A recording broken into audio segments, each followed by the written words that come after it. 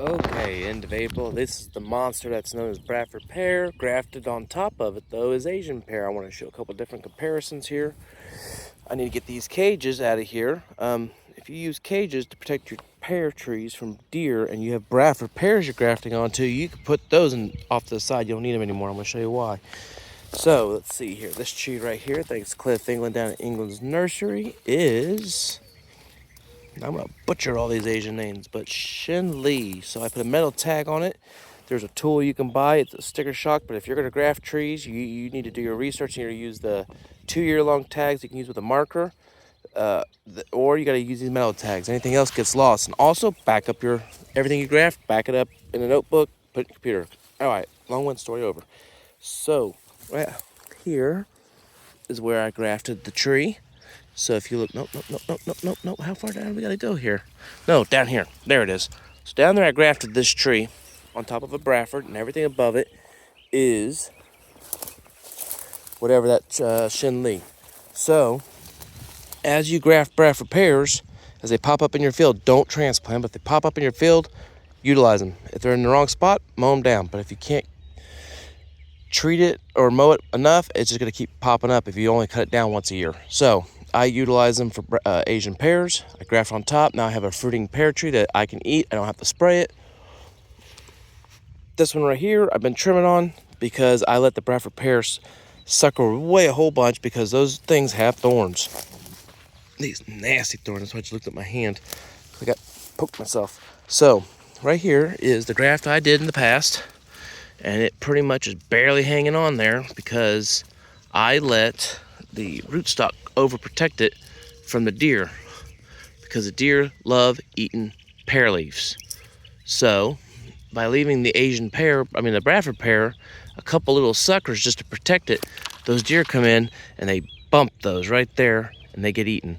And that's the end of that. They stop eating on your pears. So here's a little tiny Asian pear. Here's a little tiny Asian pear. I'm going to snip off right to here.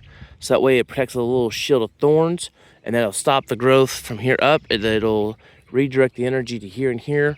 But since this is doing well, it'll allow it to force it to heal more so in here. Matter of fact, I'll probably cut this side off right here actually, because I want all the nutrients on this side to go up to here. I will take this one and trim it here, leaving me a little bit for the deer to nibble on, but as soon as they come in, they touch this, so somewhere level. So that way it protects it like a cage, instead of using that old steel, getting lost. Next thing you know, you run over with a tractor. So, and that takes time and it takes money. So all these are gonna come off except for this one right here. So real quickly, just to show what that looks like, snip them up against the tree.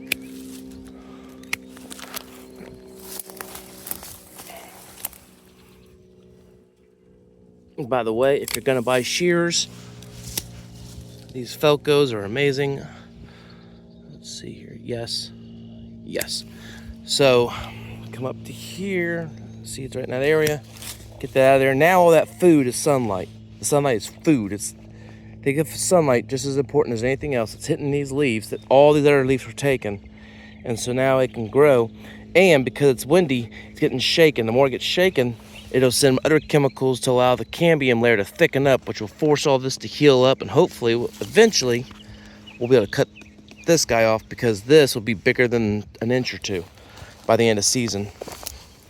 There's other suckers down here. I could cut that, but because I want to protect this side, let's go ahead and just do that. And then I'll come back later, cut that off, because there's no way it's going to redirect all the energy. Most of it's going to come to this side. There's another one over here. Nope, already cut it. And all these lower ones, we don't need them.